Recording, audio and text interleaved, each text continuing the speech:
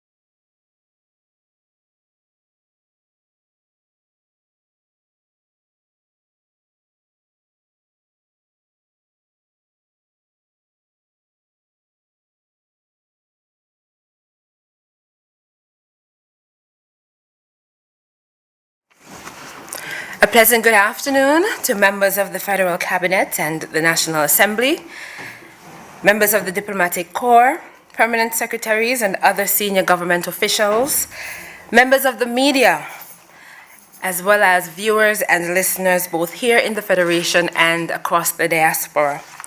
Welcome to the Prime Minister's regularly held press conference. It's always a pleasure to be here with you. I take this opportunity to say a special welcome to the members of the media who really are the ones who will be fielding questions this afternoon once the Prime Minister makes his presentation and updates you on matters of national interest. I want to say thank you to the media houses that are carrying this press conference live on their various platforms. This press conference is being carried live by Freedom FM, Sugar City FM, Vaughan Radio, Win FM, ZIZ Radio and Television, as well as on the social media platforms of the St. Kitts and Nevis Information Service and ZIZ. You can find it on their Facebook pages and their YouTube channels.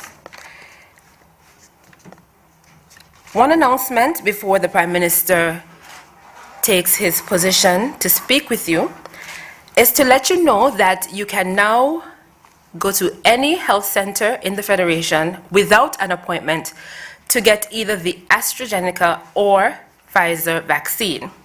So please note that persons vaccinated before August 30th with the first dose of the AstraZeneca vaccine can now return to their nearest health center for the second dose of the vaccine. You will be pleased to know that the health centers will be open from Monday to Saturday.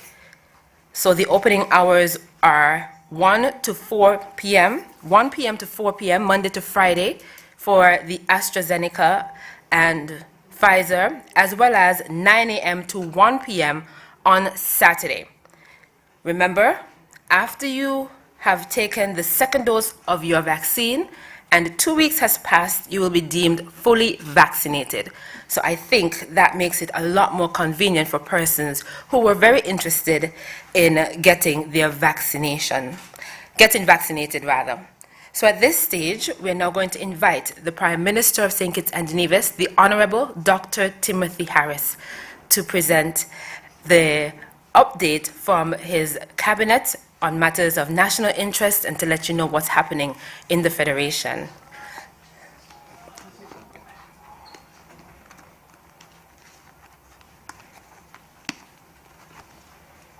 Can we welcome the Prime Minister?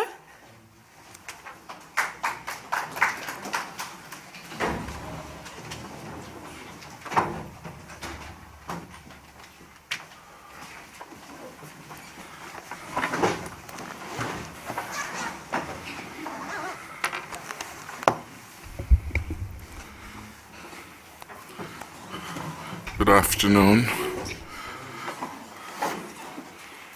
I want to firstly recognize the members of the Cabinet and to thank them for being here. With us today are our Deputy Prime Minister, the Honorable Sean Richards, our Minister of Education, the Honorable John L. Powell, the Honorable Minister of Health, Akila Byron Nisbet, the Honorable Attorney General, Vincent Byron, the Honorable Minister of Trade, Labour, etc., Senator Wendy Phipps, the Honorable Minister of Housing, the Honorable Jean Hamilton, Excellencies of the Diplomatic Corps, we have Ambassador Michael Powell, the Ambassador Vance Emery, we have our Deputy Speaker, and we also have our Ambassador, His Excellency, Mr. Sidney Osborne. I want to recognize also the senior officers of the government who are here, and indeed our friends of the media. My fellow citizens and residents, the COVID-19 remains the greatest challenge to our country, our region, and the world at this time. I want to reiterate and re-emphasize the critical need for all of us to become more fully engaged in this fight against COVID-19. It is no exaggeration to say that we are indeed literally in a fight for our lives and livelihoods. The increasing number of deaths around the world should be a reminder to us that COVID-19 kills and we should protect ourselves. The most critical tool in this regard is for each of us to get vaccinated now. Individuals who are vaccinated are unlikely to suffer the worst effects of COVID-19. Around the world, the majority of persons dying from COVID-19 are unvaccinated. Unfortunately, our Federation has now reported our 12th death from COVID-19, and my thoughts and prayers are with the family at this time of mourning. My government has sought to give our people every tool and every advantage. It becomes the responsibility now of every citizen and resident to use them at every opportunity. We have been and are in a privileged position in St. Kitts and Nevis to not only have a choice of safe vaccines, but sufficient quantities to inoculate everyone 12 years and over. The majority of our adult population has taken the vaccine to protect themselves, their families, and our beloved country. I am advised that some 75.6% of our adult population have taken their first dose of the vaccine, and 66.7% of the adult population is now fully vaccinated. I am further informed that 7.2% of children ages 12 to 17 have taken the first dose of the Pfizer-BioNTech vaccine. We credit this to having an informed, educated, and discerning populace who understands that vaccination is our best defense against COVID-19, and indeed it remains our fastest route back to normalcy.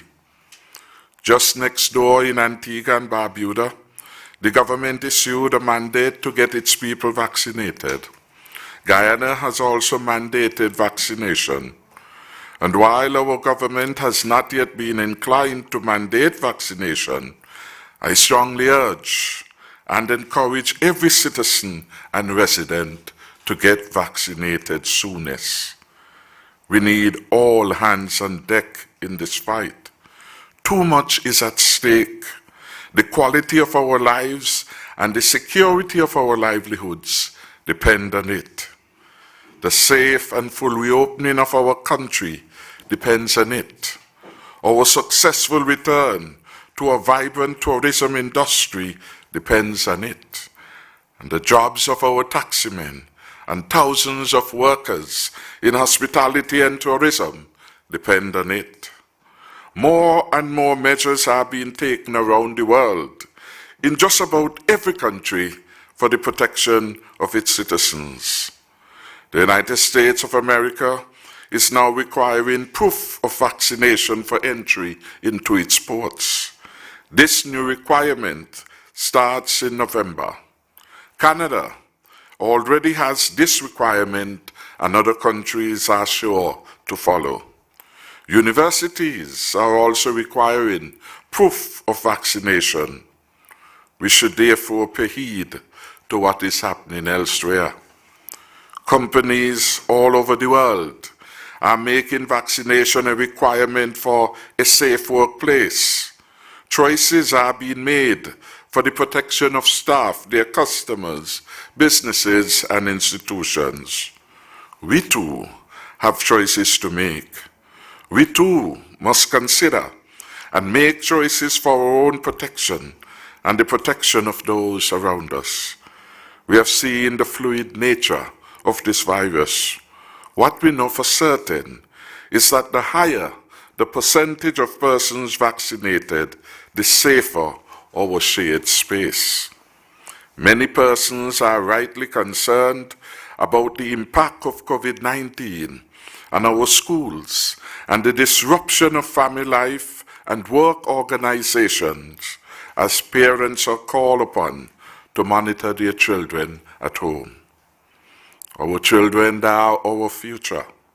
For them to play a constructive role, we must ensure that our actions, or lack thereof, do not deny them in classroom learning opportunities. The right choice is for all to get vaccinated, but more so for parents and guardians, adults in our homes, our teachers, and indeed all who work in our schools must get vaccinated. Health facilities and our security forces, also these workers should get vaccinated without further delay. This is not just the right thing to do, it is the responsible thing that each of us must do. We cannot forever remain in a semi-bubble. This country has to open up fully at some point to business, to students, to tourists, to investors. Tourists will again walk our shores. Ironically, the greatest threat of COVID-19 infection comes not from incoming travelers, but the persons closest to us, our family members, our friends, our colleagues, and indeed those with whom we work. These are the people around whom we often fail to wear our masks, or we wear them inappropriately. These are the people among whom we do not often hand sanitize, nor do or practice social and physical distancing. And it is for these reasons, it is to them that we owe and hold that sense of responsibility to protect them and indeed to protect ourselves. Vaccination is the best protection for us, and it is the best manifestation of that responsibility and commitment. So again, I urge everyone to get vaccinated urgently. 2 COVID-19 vaccines are currently available in the Federation of St. Kitts and Nevis, the Pfizer-BioNTech and the AstraZeneca Oxford vaccine. The health centers are now accepting walk-ins for either of these vaccines. So if you are waiting your second dose of the AstraZeneca, you can now do so today, tomorrow, any day of the work week. And similarly, if your preference is for the Pfizer, you can now go to any of our 11 health centers on St. Kitts and 6 at Nevis and be administered your dose. The direct cost to our health system to contain COVID-19 and prevent our health system from being overwhelmed has been very high.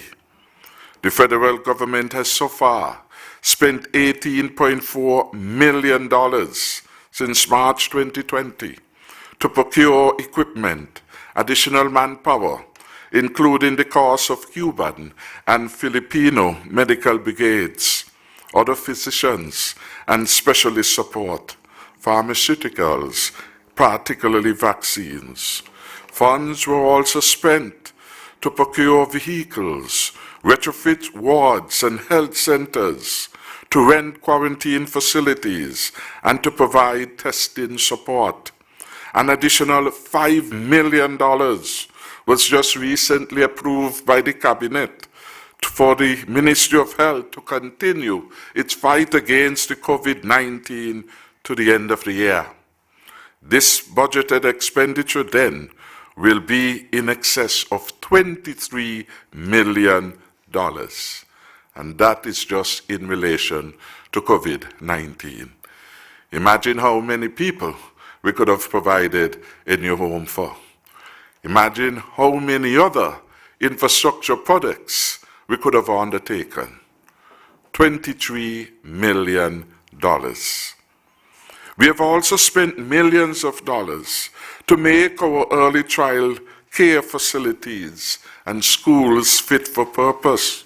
We have spent around $1.3 million to enhance our national security system and to train and recruit quarantine officers for the islands of Nevis and of St. Kitts.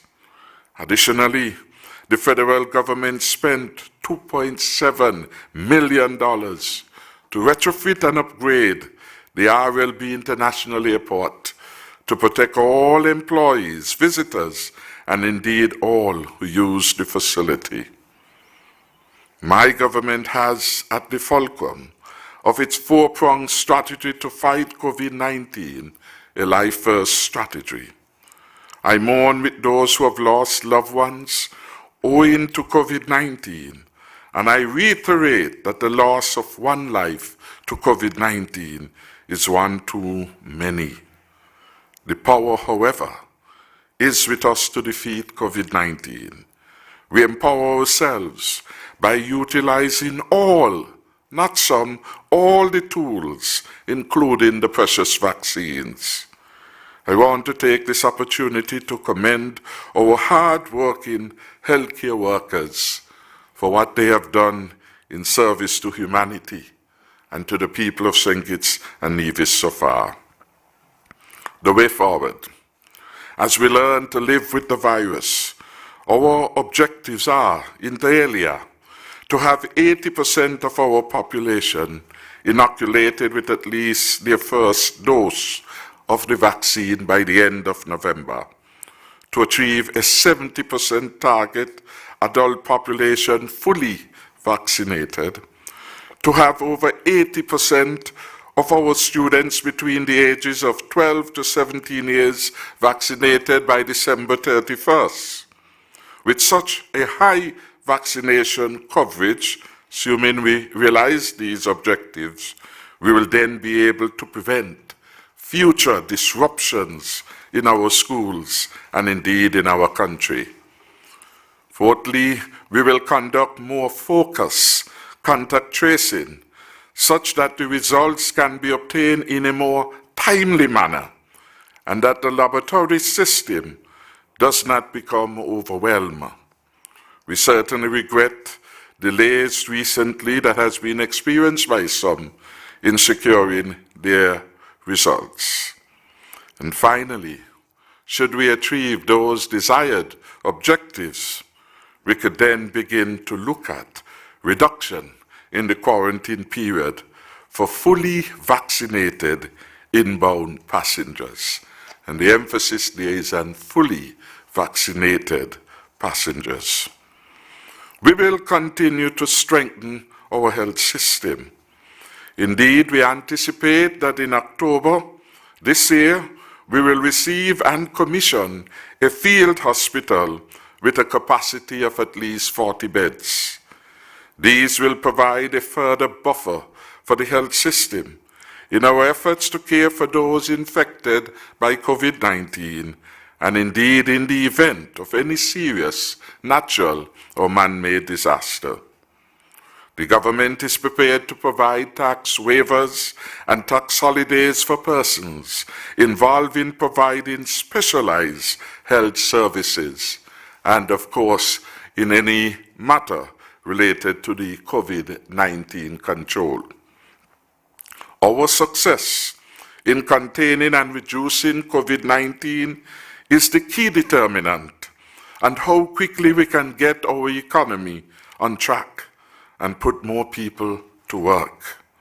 Work has always been important to the Team Unity administration, and that is why in our first term we presided over the highest level of employment in our country's history. By the end of 2019, the Social Security Board recorded that we had over 28,900 contributors, the highest in the history. We have to put the country back to work again by providing opportunities for businesses to create jobs and for our people to earn incomes. The critical economic drivers offer opportunities for our people to work in areas of agriculture, tourism, manufacturing, and construction, to name a few sectors. I want to give a brief update in some of the developments in these areas. Our farmers and fishers continue to deliver on their mandate to feed our nation and generate foreign exchange savings as more is being produced here. Take the fisheries subsector. For the period January to August 2021, fish landings were 509,700 pounds, with a landed value of $5.7 million. I am advised that this represents a 23% increase in output over the comparative period in 2020. 23% is a significant movement. Our Department of Marine Resources is reporting that as at the end of August this year, we had 1,294 registered fishers. This represents an increase of 81 over the 1,213 fishers at this point in 2020. And these are some of the largest figures we have had in terms of active fishermen in St. Kitts and Nevis registered with the Department of Marine Resources. I must encourage our fishers to register as self-employed persons with the Social Security. Social Security protects all workers at their times of vulnerability, including providing a pension in their old age. A look at the manufacturing sector shows that this sector has been resilient. It has created direct employment for over 1,200 persons. Jara Limited is the largest employer in 2021 with 253 employees. We have Carib Brewery with an employee roll of 160, Cajola 157, and Harrisova with 122, to name some of the more significant players. All these entities are part of our manufacturing export enclave sector and is contributing to our GDP in real terms in spite of COVID-19 challenges. So we are basically seeing a recovery within the manufacturing sector, and it means also that our entities in that sector continue to be relatively competitive, that notwithstanding all the difficulties of the pandemic, the increase in transportation costs of their inputs, generally, they are still able to do business. And this is important and a commendation to the quality of work being produced by our people in all these factories. A look at the tourism sector, we know that this one has been among the hardest hit by the COVID-19 pandemic. We continue our efforts to market our destination, and we are optimistic about tourist arrivals for 2022. As we speak, the Minister of Tourism and other officials are out of country promoting our destination. The construction sector continues to provide increased employment opportunities. With a number of capital projects ongoing and the implementation of a new middle-income housing project at Keon, we expect even more persons to find employment. Private sector housing projects are expected to begin in the near future at Douglas Estate, St. Peters, Cunningham, Keon, and Borio. Finally, I wish to provide a brief update on the outcomes of our second stimulus package. The income support component of our stimulus package has been helpful to many persons who have lost their jobs. Recall, under this element, we are providing $1,000 per month for over a 3-month period for those who had remained unemployed at the time we had announced this particular initiative. Job losses were significant in tourism, in manufacturing and construction as a result of the COVID-19 pandemic. So far, my government has paid out $4.6 million to over 2,000 successful applicants. A third tranche of payments will be made later in September. To ensure the largest number of persons or applicants benefit, any claim initially disapproved will go through a second round of vetting to ensure that no deserving applicant is denied. This is the hallmark of a caring and compassionate government, and testament to our efforts to ensure that no one is left behind. Checks will be processed monthly until every qualified applicant receives his or her payments, a maximum possible of 3 tranches. Payments will cease once the applicant is restored to employment. Our fuel subsidy program has so far paid out $81,600 to bus operators. Our disability support program has benefited 142 families. The total payout to date under this program is $163,500, including a one-off payment of $15,000 in support of Addie's Place at Greenlands. That is a school, of course, which takes care of our citizens and residents with disabilities. Our stimulus support to the agricultural sector continues. Indeed, just yesterday, Monday, a specialized container truck costing $181,000 was handed over to the abattoir. This will assist farmers in preserving the quality of their meats and offer healthier products for consumption by our citizens, our residents, and visitors.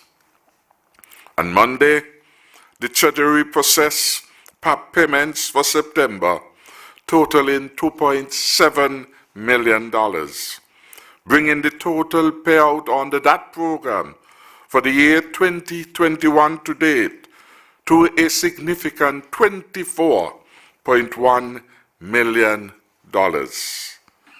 It is truly remarkable that in times of hardship everywhere, our people can count on my government to provide some measure of support.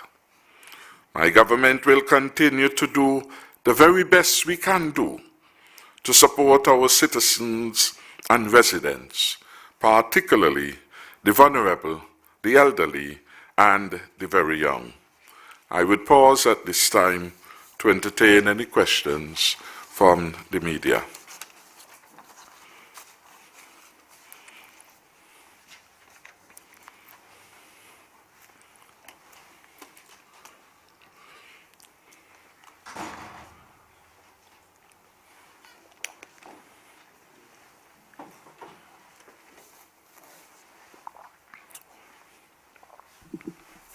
Good afternoon, all. Carla Berridge, ZZ Broadcasting Corporation. A couple of questions. What plans are in the works to revive the entertainment sector? Are considerations being made as to when larger entertainment events will be allowed? And can we have updates on the traffic lights and on the food court for food trucks that should be just above the Independence Square? Could you repeat your first two questions, Ms. Barrage? Sure. What plans are in the works to revive the entertainment sector? Are considerations being made as to when larger entertainment events will be held? And an update on the traffic lights.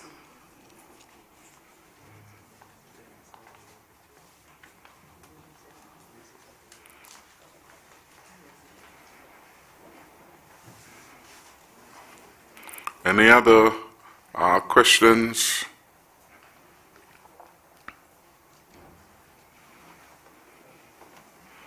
The matter to do with the entertainment sector will be addressed by the Minister of Entertainment. The Honorable Deputy Prime Minister will present an update with respect to the traffic lights, and I'll ask P.S. Collins, who is here, to give us an update with respect to the North Street vendors area that's being developed. So, Minister Byron Nisbet, please.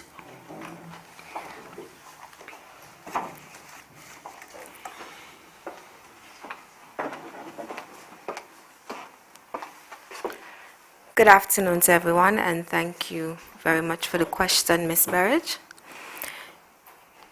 About 2 months ago, the Ministry of Entertainment would have had some meetings with persons who work within or whose livelihood is affected by the entertainment industry, not just entertainers or event planners, but also persons who provide services such as lighting and sound, etc. Out of that meeting, we would have discussed ways in which we would be able to work together to safely resume events, including large events. From that, we would have had discussions with the CMO and the Ministry of Health to see the appetite for such the proposals or recommendations being put forward by persons within that space. We then would have had conversations with the police to get their input as well as it relates. Documents have been created with the recommendations, and they are currently before the task force for some more deliberations. Once we're able to meet with the task force and discuss the recommendations that are being placed before them for the reopening of the entertainment, we would then submit to Cabinet for final approval, and then we would have a better idea of exactly the time frame in which we're hoping to reopen. But we're hoping that soon enough we'll be able to have that discussion with the task force to get that rolling and moving. Thank you.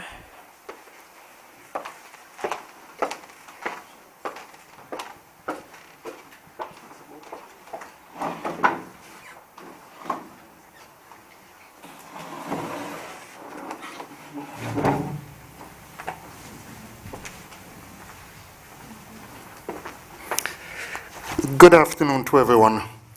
Pertaining to the question asked about the commissioning of the traffic lights, I provide the following response.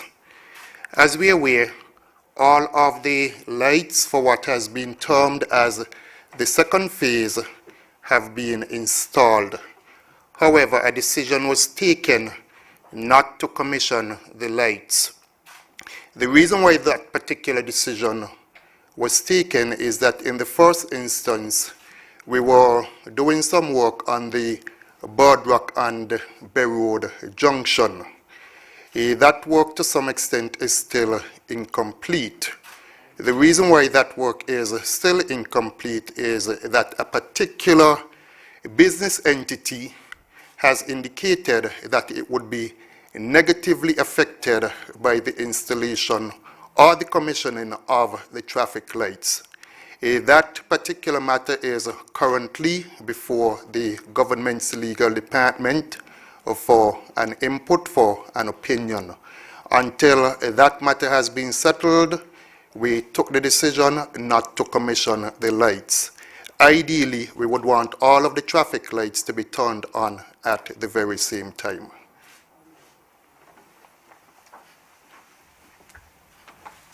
We will have Permanent Secretary John Collins.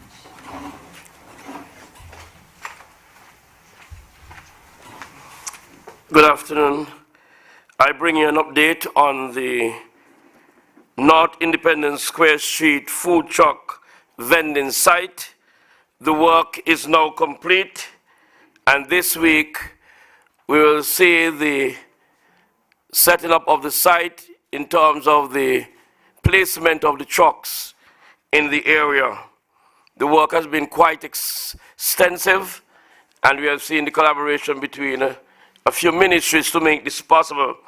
The work has included, but not limited to, the fumigation of the area. You'll recall there was a large tree in that site, and it has been cut and prepared so that it can accommodate the food truck business that is there. We have had meetings with the food truck operators. The work also includes the repair of the sidewalls and the installation of a new waste management system, and also the construction of bathrooms in the area. Gravel soil has been laid and space has been provided for some 8 vendors. While we see an increased interest in the area, the idea was to provide for those who were in the area at the time when the decision was made to remove the vendors from the square. A very large 1,500 gallon underground tank was installed, and security is also being addressed for the area. So right now the site is ready, and we are installing the trucks as we speak. So by Monday we hope to have an official start of the operations in that area.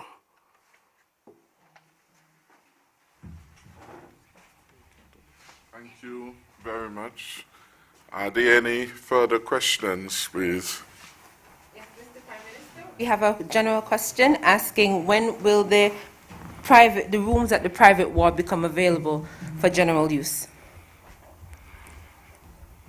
Dr. Wilkinson has taken note. I could let him give a quick answer while the other questioner, media rep, comes forward.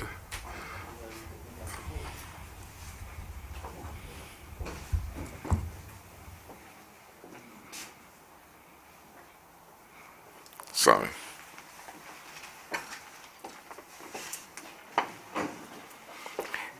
Thank you. I just want to remind everyone that we are still in the middle of a pandemic, and we are still going through the 3rd wave of COVID-19 in the Federation of St. Kitts and Nevis.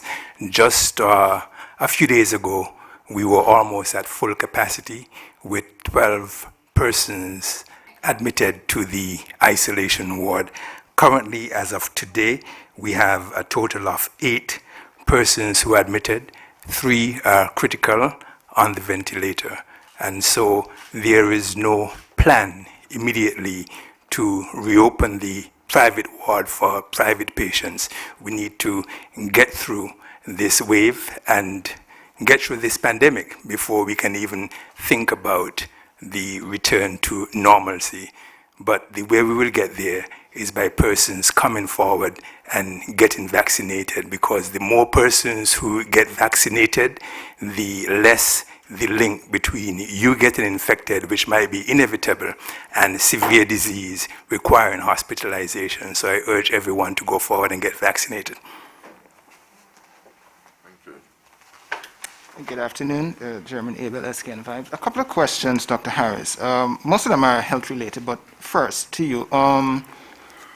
When the government came into office in 2015, Sorry, could you repeat your name and media? Chairman Abel, SKN 5. The question has to do, when the government came into office in 2015, there was some concerns with regards to the way how funds were spent under the previous administration, and the government had indicated that they were going to recoup the funds. Can you just indicate, was the government successful in recouping some of the funds, and how many persons would have repaid the amount that were, quote unquote, given out underhandedly? My next question has to do with the fact that we restarted the vaccination program. Can you just give us an indication, or any of the health officials, give us an indication with regards to the sourcing of the additional doses of the AstraZeneca vaccine? And one more has to do with the case. Can anybody indicate whether or not, because we've been seeing double-digit cases, 20, 30, 40 cases, whether or not any one of these cases have been linked to the recent staging of the Caribbean Premier League in St. Kitts and Nevis? The recent staging, and if there's any connection, any links found between the staging of the Caribbean Premier League and the increased COVID-19 cases. Thanks. Any further questions? Good afternoon. Les Roy Williams, the St. Kitts and Nevis Information Service. There have been a number of delays in testing results, and a number of the persons in the public have become very concerned, and some of them are very frustrated in the delays in the testing results. Does the Ministry of Health have any answer to give to the public? Thank you. Mr. Prime Minister, Yes. I have a question on behalf of the observer, who is usually present at these press conferences but was unable to have a representative here today. The question is, how confident is the health sector in managing the number of cases now? And secondly, considering that PAHO has said there are shortages of oxygen in some Caribbean countries, is that an issue here in St. Kitts and Nevis? And thirdly, what is the Ministry of Health's position on booster shots? I also have questions sent from Vaughan Radio, who were unable to cross the waters to come here today. They have two questions regarding education. The first question asks, and they are asking for an update as to how it has been overall, considering that recently schools or classes have closed because of COVID exposure. Also, considering the COVID situation, does the Ministry of Education anticipate a complete closure of in-person learning, allowing the ministry to go completely virtual?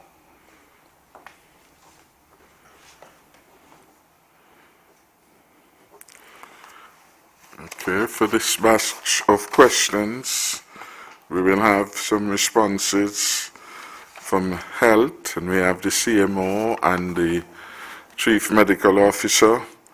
We will also have the Minister of Education to respond on those with respect to the impact really on the school system, the disruption in classroom learning, and the way forward. In relation to the first question regarding the issues of funds, one source in which we have made some progress was in recouping those funds that were advanced to members of the former administration and which had remained outstanding for a very long period of time.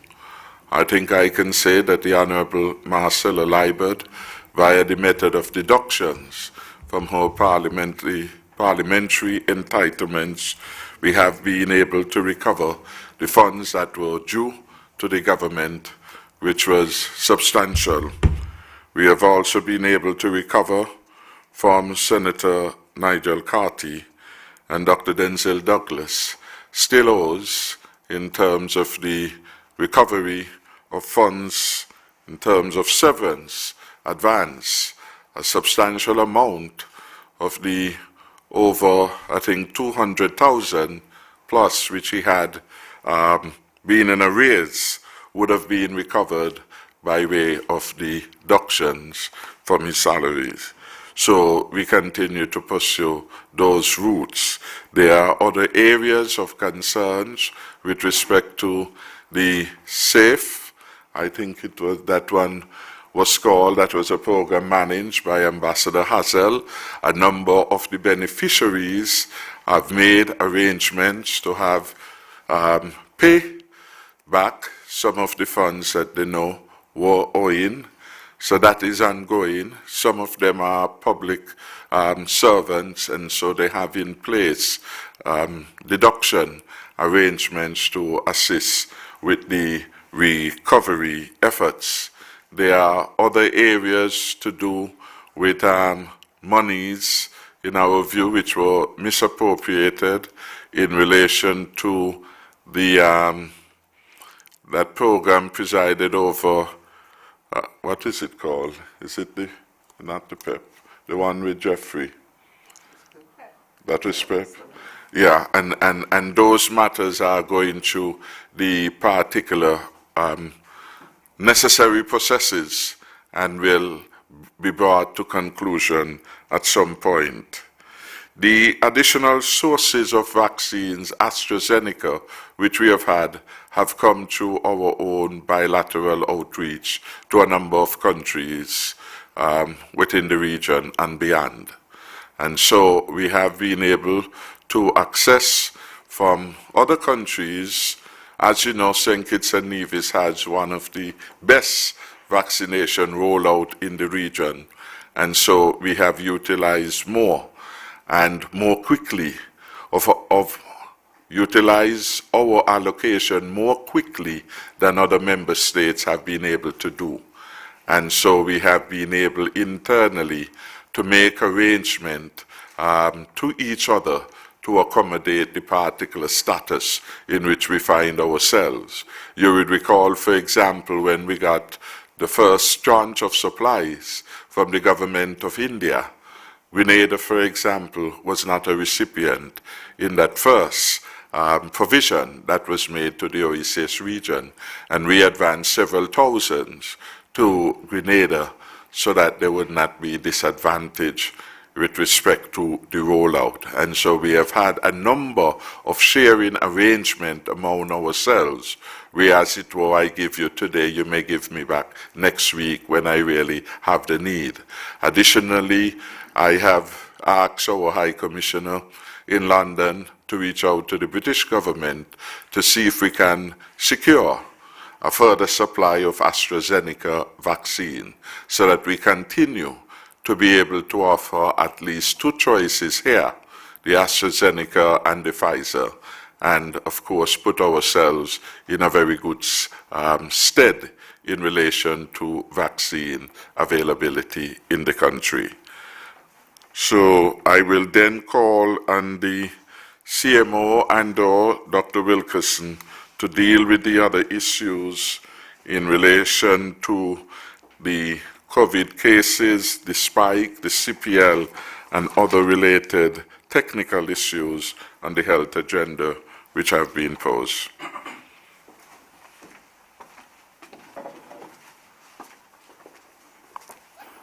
I first want to thank Mr. Lesroy William for asking a very pertinent question about the delays, because we know over the last week or so, persons were experiencing delays in their receiving their results and having to have stayed in quarantine for an extra time. And I want to apologize on behalf of the Ministry of Health for this. We feel your pain, but I want to reassure you also that we have been working around the clock to make sure that we correct this. The truth of the matter is we were in the peak of our third wave, and we were doing a significant amount of tests. Just to give you an idea, from the 1st of September to the 25th of September, over the last 25 days, we did a total of 8,400 431 tests. And if you consider the amount of tests per working days, leaving out the Sundays, that's about 383 tests per working day. Now we have to look at the capacity of the labs that are doing these tests. Although we have 3 labs that are working now, the capacity for Avalon per day is 20 to 40 tests per day. The capacity for QDL is 8 to 12 per day.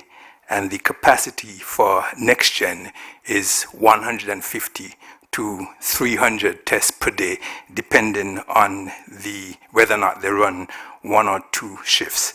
Now, of these 8,431 tests that were done, NextGen did 6,753 samples, and we need to commend them for being a major partner in terms of providing necessary testing.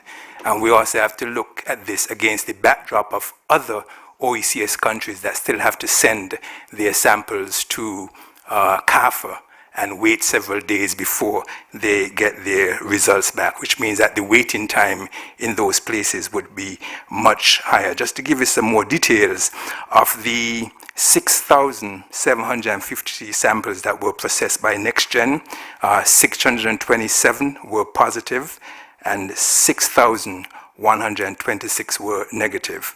Over that period, 1,500 samples were done by Avalon, 135 were positive, and 1,365 were negative. And over that period, QDL did 178 samples with 13 positives and 135 negatives. Now, with the contact tracing, every positive case, contact tracing would have to be done around those cases, and sometimes one contact would have about 40 other contacts. So you could understand the volume of work that the Ministry of Health had to be doing over the last few days. What I want to say, however, we believe that we have peaked and plateaued, and hopefully we would be on the downward side of the curve now. Yesterday, we had 19 positive cases. I do hope that the numbers continue to decrease. So again, I apologize for the delay, but I want you to understand that a number of us, we've been having sleepless nights trying to make you safe. And while persons will love to come out of quarantine early, what we don't want to do is to release persons who are positive into the community, and then we have a worsening of the situation. There was a question about the CPL. I want to say that the CPL was very successful. The patrons who were there, they were vaccinated. And I think that the tiny island of St. Kitts and Nevis demonstrated to the world how we can have mass events in the new norm. And of the cluster of cases that we've been having and through our contact tracing, there has been no link to the CPL.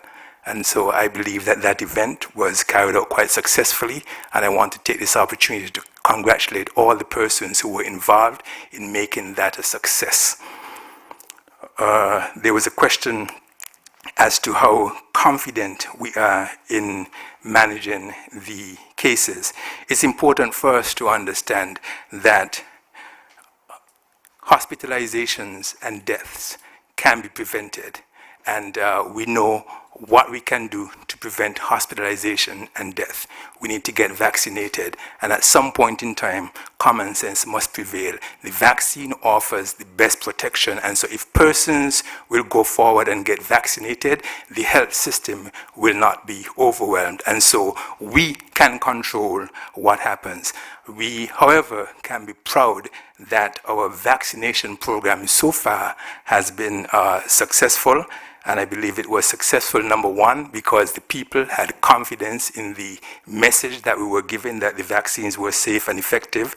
They had confidence in the healthcare system that was offering the vaccines, and that's why they continue to show up on a regular basis at the health centers, though they're trickling in right now to get vaccinated. And lastly, they had confidence in the policymakers who were rolling out the decision, and so that is one of the reasons why we have one of the highest vaccination rates in the world, in the region.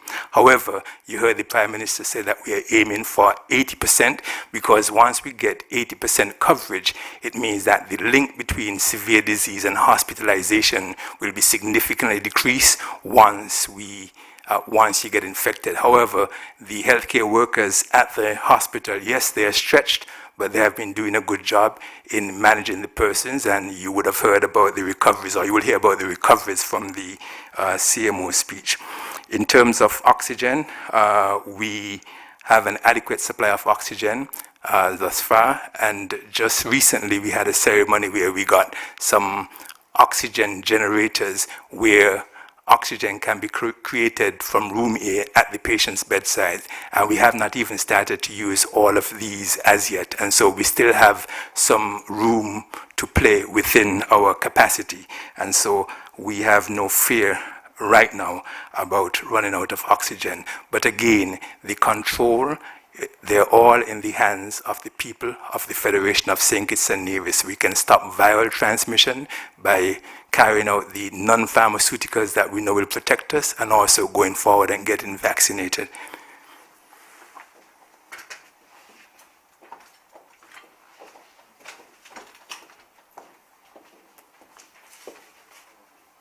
Good afternoon, everyone.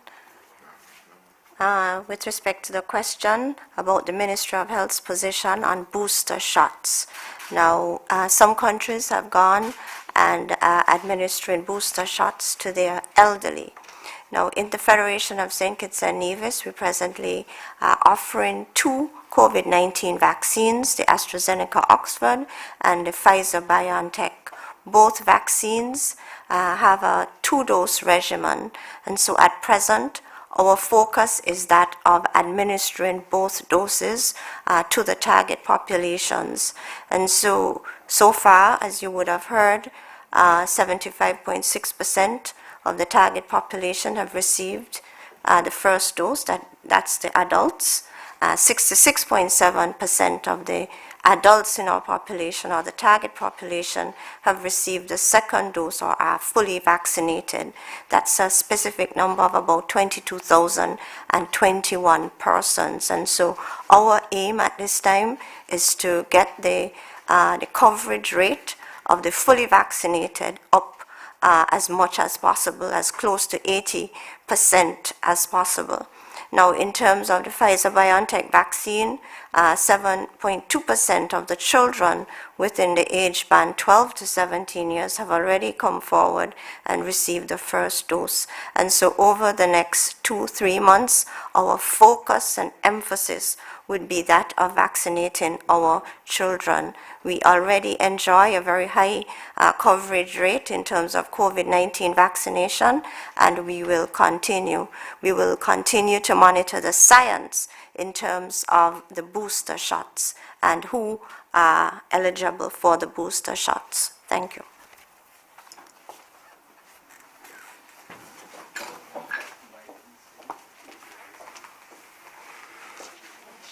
Any further questions? Yes.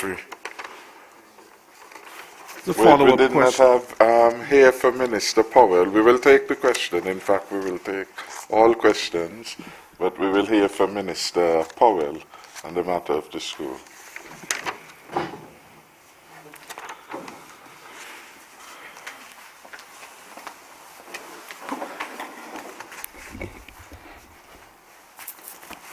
Good afternoon, all.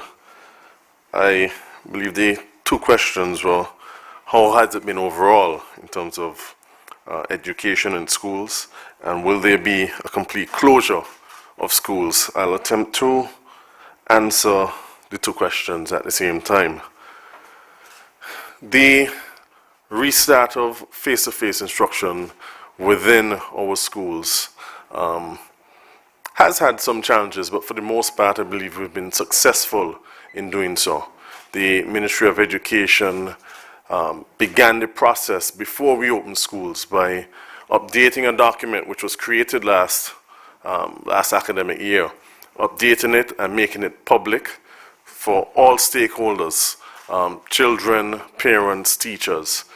That provides all of the necessary information in relation to school protocols, in relation to significant school dates, and that has provided a lot of support for us.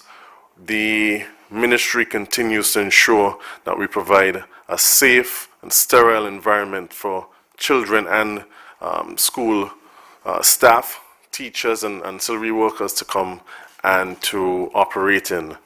I must admit, initially we had some challenges in terms of persons not necessarily adhering strictly to the quarantine and isolation protocols. However, I must admit that we've seen a decrease in instances of persons, children who should be in quarantine coming to school.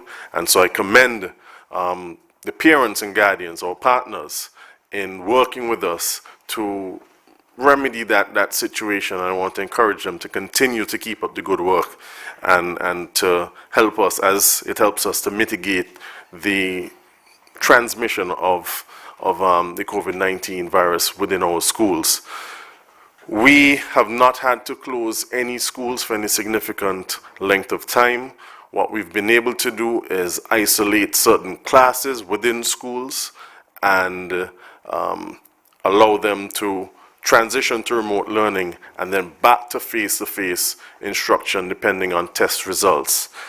This process has actually been working, and it has allowed for us to maintain face-to-face instruction for the vast majority of children in all of our schools going forward. We would have indicated that the larger schools, such as the Bastia High School and the Washington Archibald High School, we've had to bring them back on shift systems simply because of the sheer number of students within those schools. All other schools remain at full capacity and regular face-to-face instruction. Just to remind stakeholders and the press that the emergency system has 4 levels ranging from 0 to 4. The conditions under each of the levels are as follows. Level 0, a school is open for on-site instruction and all students can attend school. Level 1, school is open for on-site instruction but on shift system to accommodate physical distancing with a large school population. The students attend school at designated times. Level 2, school is open but testing and contact tracing is ordered by the Ministry of Health. A Level 2 designation is assigned when a student or staff member has flu-like symptoms or has been exposed to a positive COVID-19 case, a student or staff member whose immediate family or relative who they have had significant close contact with is in quarantine, and where a student or staff member has tested positive for COVID-19. Level 3, school is closed by the Ministry of Education under the guidance of the National COVID-19 Task Force. Now, it is important to note that a school's emergency level is not static.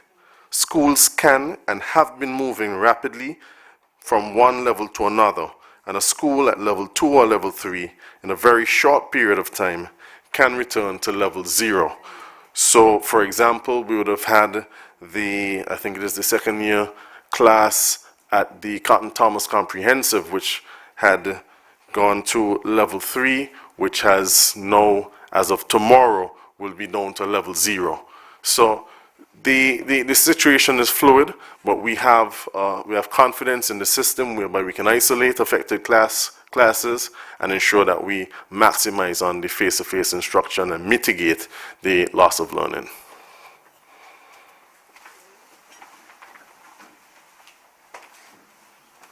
Thank you. Is there any further question? Just a follow-up question. What is the status of the JNF hospital in St. Kitts and the Alexandra Hospital in Nevis with respect to COVID-19 testing?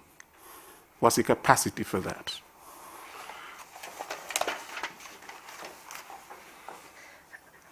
I come to the microphone again, Mr. Prime Minister, to ask questions on behalf of media houses who are not able to make it today. They are usually here, but a number of persons have reported that they're not feeling well, and so were unable to be present. And we're happy to facilitate by asking their questions and making sure that they get the answers they need. But 2 notices before I ask those questions, just to let people know that there will be no leadership matters this evening. A rebroadcast of the press conference will be aired in its place. So the press conference will be rebroadcast this evening at 8 p.m. and there will be no leadership matters this week. Also, National Assembly will convene on Thursday at 10 a.m. A number of important bills will be read, and I'm inviting everyone to tune into ZIZ for that. It's going to be a very important debate, and people should be aware of what's happening. So National Assembly on Thursday at 10 a.m. Mr. Prime Minister, the questions are, and these will wrap up today's press conference. Someone wants to know about the safety of the Pfizer-BioNTech vaccine and the development of myocarditis. And are there plans as to where the field hospitals will be placed? We have another question from Vaughan Radio. This one asks, at the last COVID-19 NEOC briefing, and NEOC means the National Emergency Operations Center briefing, Dr. Laws elaborated on the data of COVID-19 cases. There was a section that spoke to the vaccination status, and in it, there is no data for the 23.4% of the COVID-19 cases. Could Dr. Laws explain that? And the data indicated that it was as of September 18th. Could you repeat that one, just for clarity? Sure. At the last COVID-19 NEOC briefing, Dr. Laws elaborated on the data of the COVID-19 cases. There was a section that spoke to the vaccination status, and in it, there is no data for the 23.4% of the COVID-19 cases. Could Dr. Laws explain that? The data indicated that it was as of September 18th. And finally, these 2 questions are coming from SKN Newsline. They too are usually here but could not make it today. What is the position of the Prime Minister on members of his cabinet not complying with COVID-19 regulations, that is, social distancing, wearing masks, etc., as there have been complaints of ministers of government seen not observing the protocols in public? Also, can the Minister of Public Infrastructure provide an update on the situation involving Mr. Othniel Heiliger and businessman Romain Belgrove in Camps, where an illegal container structure installed on Mr. Heiliger's property is precariously perched next to Mr. Belgrove's business? The last we were told by the Planning Department is that action would have been taken against Mr. Heiliger, but several months later, the container structure is still up.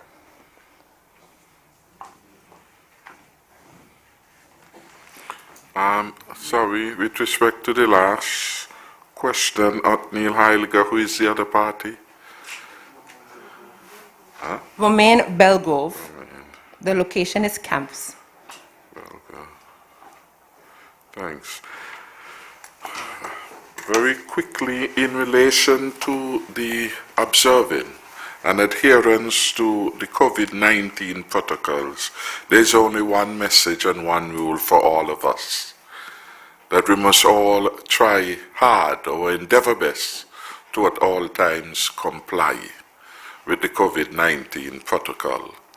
Of course, the Cabinet of Ministers, we try hard to lead by example in that regard. And wherever any of us is seen not to be faithful in observing these, it will be good that someone give us or any of us a gentle reminder. So you observe this social distancing, you wear your mask appropriately at all material times, particularly in crowded areas and in particularly when in company of persons unknown, even those whom you know well. It is advisable. So this is really a learning experience for all of us. We have had over 1 year of learning these protocols, and we have to be constant in our adherence to them. So we have no different message for the cabinet as we would have for the children in the kindergarten, or we'll have for those in the secondary school, or we have for the general community. One rule is being observed. And in every area in this fight, we are sending a message for all, a consistent message. So if we say that when persons return, they are to be in quarantine, every minister of the government would comply with that. It is for this reason that when we ask the public to come forward and be vaccinated, the ministers of government were among the first to do so. So we will try to be faithful, and we say thank you for the reminder that persons are looking at us, but we hope that persons are not just looking, persons are themselves doing what they need to do to protect themselves. The issues that have come in relation to the capacity at JNF and Alexander, we will have our two doctors who are here and who would be very familiar speak to that. There's the issue that has come with respect, or has been raised with respect to the field hospital. I could say that there we have received a commitment that we will receive 2 field hospitals. The plan is one will come to St. Kitts and the other would be made available to the sister island of Nevis. We will receive one in October, and the second should follow sometime thereafter, possibly by November. The first that will come will be in St. Kitts. It is for the health experts, health planners, and the administration to make determination where ideally that should be, and they may care to reflect on that particular matter.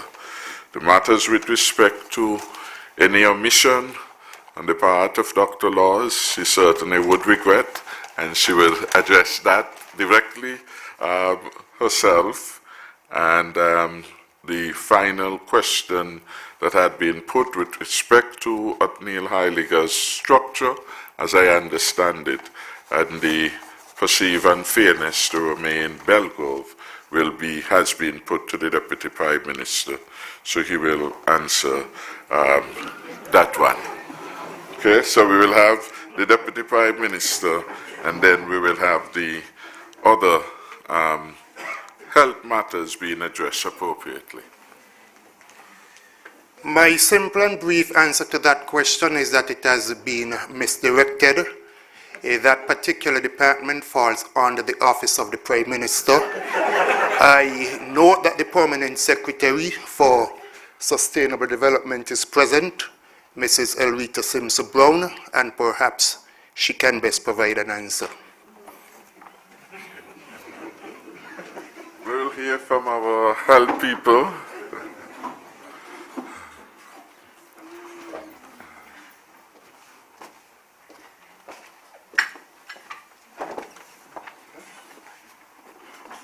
Okay, I'll start in no particular order in which the questions were asked, but first the one about myocarditis, and myocarditis is an inflammation of the heart, and pericarditis is an inflammation of the surrounding of the heart.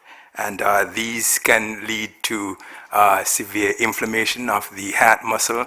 One can have severe long-term complications or heart complications as a result of this, and one can even die from myocarditis.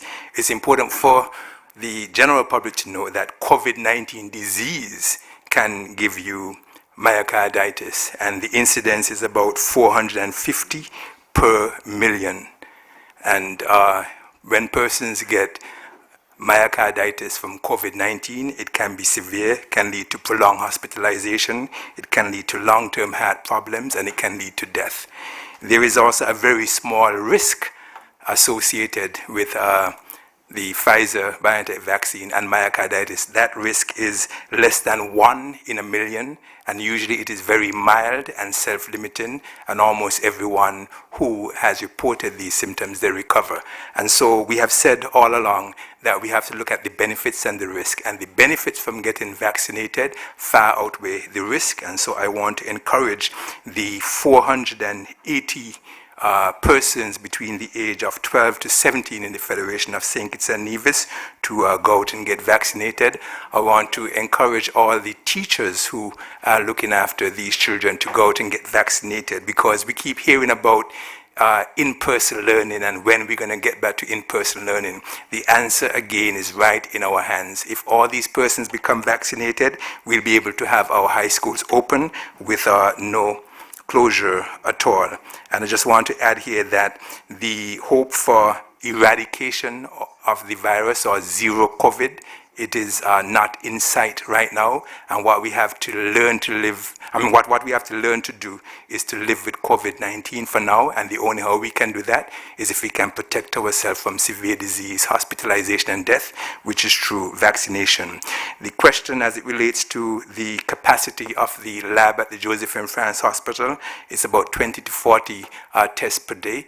And I'm happy to say that the JNF lab should be coming on stream very soon so that we can be testing our symptomatic patients who present at the emergency room, so there would be no delay. The field hospital that we are supposed to be getting, it's a 40-bed hospital, and I want you to know, when we say that we are getting a field hospital, it doesn't necessarily mean that this comes with a CT scan and an X-ray machine, etc. And so the best place to have a field hospital is close to the hospital where you have the ancillary services. And so we have been looking at a space between medical ward and private ward. There's a big open space there where we will be in discussions with persons from NEMA and other stakeholders to determine whether or not that would be the best place to put the field hospital. So if someone needs a CT scan, X-ray, etc., they will not have to travel from an off-site to the hospital to get that. I think I answered some questions, and the CMO will just fill in wherever I left off.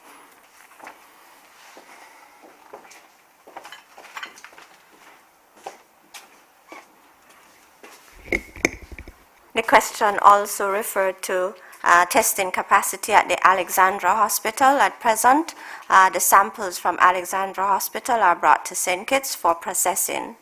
Now, in terms of the NEOC press briefing on the 22nd of this month, in my report, I referred to data regarding the cases as of September the 18th. And what I said was 51% of the cases up to that date were unvaccinated. 17.4% of the cases as of September 18 were fully vaccinated. 8.2% of the cases were partially vaccinated, and 23.4% no data.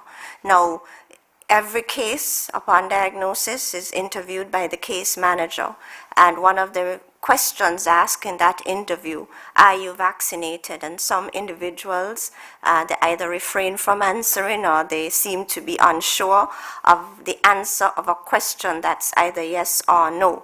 And so we feel that most of this subset of persons are unvaccinated. However, we check and verify every bit of data that we report.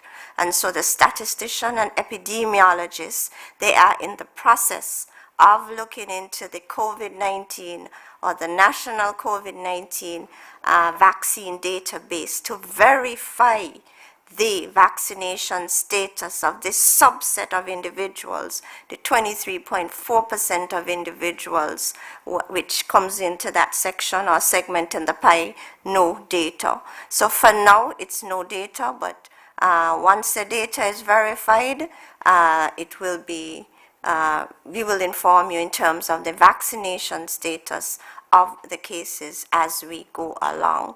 And so I just want to use this opportunity to speak to the COVID-19 virus as at present or currently. Now, 2, 3, 4 weeks ago, I spoke to clusters of COVID-19 cases.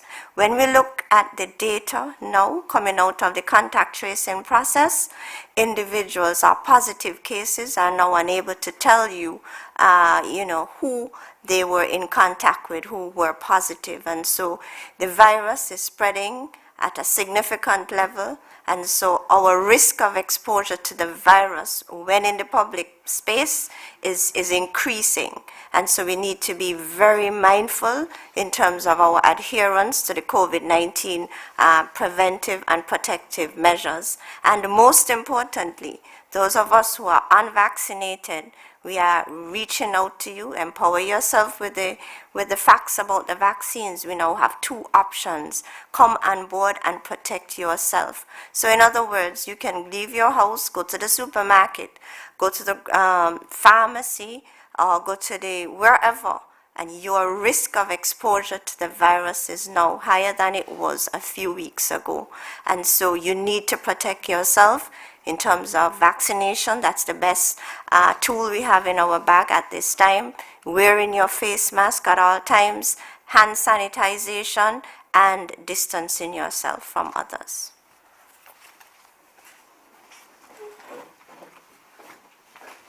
I will invite the Permanent Secretary, Ministry of Sustainable Development, to address the matter as it relates to Messrs.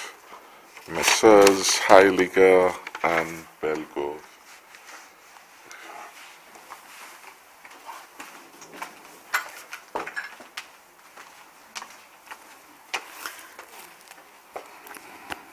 Good afternoon, all. Thank you, Honorable Prime Minister. The matter regarding Mr. Neil Heiliger and Mr. Romain Belgrove, that is with the Department of Physical Planning.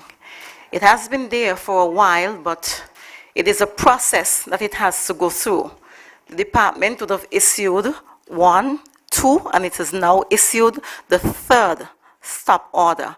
And this order is to prevent Mr. Heiliger from continuing any other business activity that he's doing. However, if there is no compliance at the end of the time limit that they would have been given, this matter will then be sent down to the Office of the Attorney General for redress. That's where the matter is. We have issued the 3rd stop order. We're just waiting now until the time ends. When the time ends, then the matter goes down to the Attorney General for redress. Thank you. Thank you very much. I think we would have exhausted all of the questions.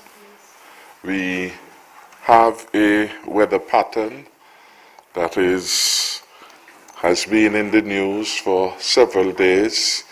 We are fortunate to have here today Mr. Abdias, who is no stranger and who is the director of NEMA.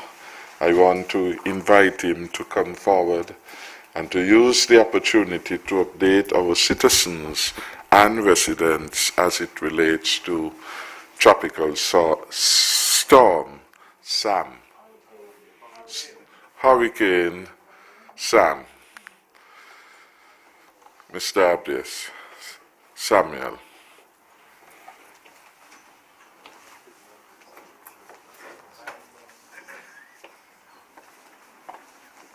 Yes. Good afternoon, everyone, and thank you, Honorable Prime Minister. We all know that right now we are in the peak of the hurricane season, which should end on the 30th of November.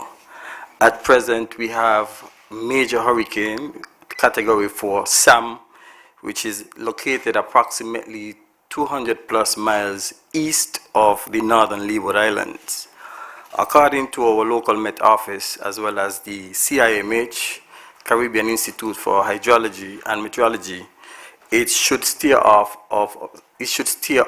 from the northern Leeward Islands. So we are expecting it to remain a fish storm, meaning that it will stay at sea and it will not make landfall.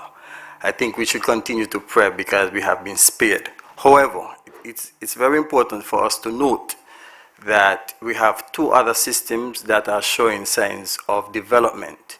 One is at 70% chance of developing within the next 48 hours, and we have another one with a 80 to 90% chance of developing within the next 5 days. So that means we have to remain alert and continue our hurricane preparedness measures. It's very important for you to note that our national framework is active and it has been tested with the last threat that we had to St. Kitts and Nevis. Our national framework with our national subcommittees, they have been actively meeting. Our volunteer corps, our district managers would have met last week to ensure that we are in a state of readiness at the community level to be able to address the vulnerable groups as well as the vulnerable areas within the various communities in St. Kitts. And also our colleagues in Nevis have been doing same. We have also been in touch with our regional and international partners to ensure that they are ready to assist if St. Kitts and Nevis is impacted. We have been in discussion with CDMO and US Southcom. As a matter of fact, we had a discussion with Southcom this morning where we were discussing the sheltering issues and also the humanitarian assistance project. This is where we are getting the 2 field hospitals from. And we got an update from Southcom regarding the arrival of the field hospitals. We were expecting to already have had them in St. Kitts as of September. We were pushing before we go into the heightened peak of the season. However, there were some major delays due to some impact of storms to the United States because they are being fabricated in the United States, and also due to the COVID challenges whereby a number of transshipment points are being affected. They have advised that one of the field hospitals should arrive in St. Kitts on the 30th of September, while the other one will arrive on the 8th of October. However, they said, according to the trainer and the manufacturer, there may be some other challenges in the arrival of the field hospitals, again, due to the impact of COVID and persons and some of the shippers, etc. So again, we want to advise the general public to do their best to continue their hurricane preparedness measures. Pay attention to your properties, ensure you secure your work areas, and also do your best to look for the vulnerable. We have a complex situation where we have COVID and we are looking at the sheltering process because you see that Sam was a category 4, and if that was coming into St. Kitts and Nevis, it would have been a challenging situation during this transmission that we are experiencing.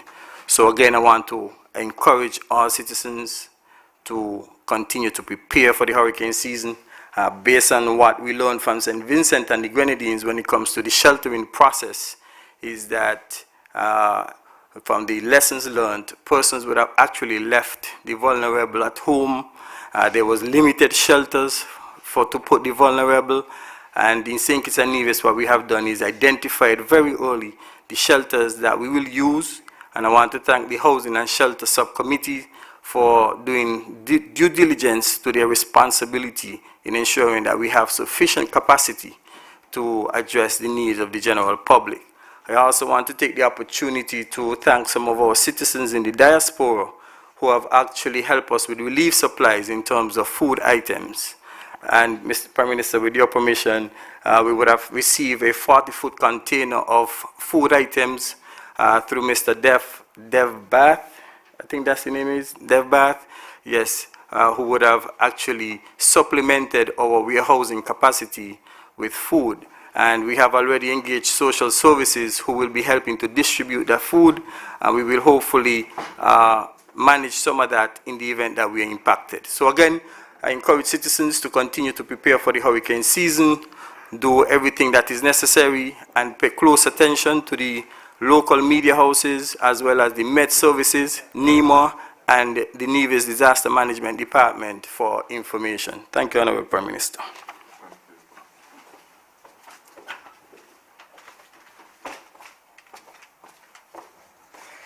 Thank you so much, Mr. Samuel. One final announcement, you'll be happy to know that in addition to the opening hours for the health centers I announced earlier, the Ministry of Health would like to inform you that health centers will also be open on Sundays. So from this Sunday moving forward, the BAST Sundays. So previously, I announced that they would be open from 1 to 4. Well, you can go and get your vaccines from 1 to 4, Monday to Friday, and from 9 a.m. to 1 p.m. on Saturdays. In St. Kitts, you can now also go to the health center to get vaccinated on Sunday, starting this Sunday, at the Bastille, Tabernacle, and Old Road Health Centers from 9 a.m. to 1 p.m., and all other health centers from 1 p.m. to 5 p.m. So again, you can now also get vaccinated on Sundays. That's every Sunday, starting this Sunday, at the Bastille, Tabernacle, and Old Road Health Centers from 9 a.m. to 1 p.m., and also at the other health centers in St. Kitts from 1 p.m. to 5 p.m. So many opportunities for you to go out and get vaccinated if you choose to do so, and hopefully you will. Another note regarding health, there will be a special session and special presentations about the Pfizer-BioNTech vaccine at tomorrow's press briefing that's held weekly by the National Emergency Operations Center, or NEOC, that takes place at 5 p.m. on Wednesdays. So if you have questions or you're yearning to know more about the Pfizer-BioNTech vaccine, you can listen tomorrow evening, that's 5 p.m. It's going to be aired live on ZIZ and most local media as usual. So you can tune into that, and you can also send your questions. It's usually chaired by Mr. Lesroy Williams, and he tries to get in as many questions as possible. And with that, we've come to the end of today's press conference, which is held regularly by the Prime Minister of St. Kitts and Nevis. And we were happy to facilitate the questions sent in by members of the media who were not able to make it here today. I want to wish all of you who are not feeling well a speedy recovery. Get well soon. We missed your presence, but we were happy to ask questions on your behalf, and we hope that you found a lot of information in the responses that were given. So take care, everyone. Safe journey for those who are here, and for those of you who are listening, remember there's a rebroadcast of the press conference this evening at 8 p.m. on ZIZ. Thank you so much for joining us today.